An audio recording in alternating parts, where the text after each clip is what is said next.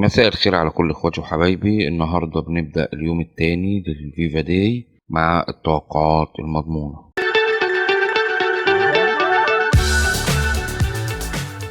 ونروح للماتش الاولاني معانا النهارده، ماتش استونيا واذربيجان. كانوا تعادلوا مع بعض الماتش الاولاني بمستوى متقارب، فتوقعنا هدف في الشوط التاني، اكتر من نص هدف في الشوط التاني، انهم اتعادلوا ايجابي قبل كده. نروح لماتش البرتغال وسلوفاكيا. طبعا البرتغال اقوى بكتير وبتلعب على ارضها، فهنتوقع فوز البرتغال. ونروح لماتش ايسلندا ولوكسمبورج. الماتش الاولاني انتهى لصالح لوكسمبورج في لوكسمبورج، هيبقى هنتوقع فوز او تعادل ايسلندا. نروح لماتش لخنشتاين والبوسنة. طبعا لخنشتاين ما خدتش اي نقطة من 6 ماتشات، فبنتوقع فوز البوسنة ومجموع اكتر من 1.5 هدف. ونوصل لماتش هولندا وفرنسا. طبعا اللي هيخلي الماتش جامد ومتقارب ان الماتش بيتلعب في هولندا، لكن هيبقى فيه اهداف، فبنتوقع مجموع اكتر من 1.5 هدف. ونروح لماتش النمسا وبلجيكا. مباراة غالبا هتخلص تعادل، فرقتين متعادلين المباراة الأولى ومتصدرين الاتنين المجموعة ب13 نقطة، فهنتوقع فوز أو تعادل بلجيكا. نروح لماتش ايرلندا واليونان. طبعا الماتش بيتلعب في ايرلندا، ماتش متقارب واهدافه هتبقى قليله، فرصه التعادل كبيره، هنتوقع فوز او تعادل ايرلندا. ونروح لماتشات امريكا الجنوبيه. ماتش الاكوادور وبوليفيا. طبعا على ملعب بوليفيا، بس الاكوادور اقوى بكتير، بتوصل كاس عالم. بوليفيا مبتوصلش كاس عالم، فريق ضعيف. بنختار فوز او تعادل الاكوادور. ونروح لماتش الارجنتين وباراجواي.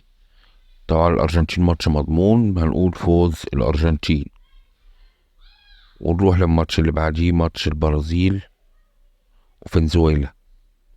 طبعا برضو ماتش مضمون، فوز البرازيل، بيلعب على ارضه، بس هنقول فوز البرازيل ومجموع اكتر من 1.5 هدف. وبعد كده ماتش شيلي وبيرو. طبعا بيرو اقوى من شيلي، فهنقول فوز او تعادل بيرو. نروح للماتشة الودية ونبدأ باليابان وكندا. طبعا اليابان عاملة ماتشة قوية جدا في الاخر، هنقول فوز اليابان. وبعد كده ماتش انجلترا واستراليا، بتلعب في انجلترا، هنقول فوز او تعادل انجلترا ومجموع اكتر من 1.5 هدف. جنوب افريقيا وسواتيني، هنقول فوز جنوب افريقيا.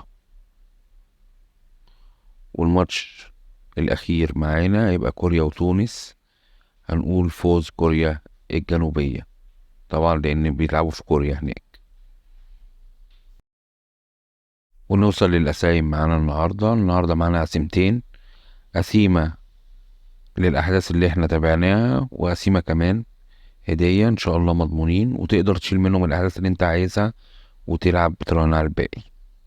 ونوصل لمسابقتنا النهاردة هتكون على ماتش هولندا وفرنسا.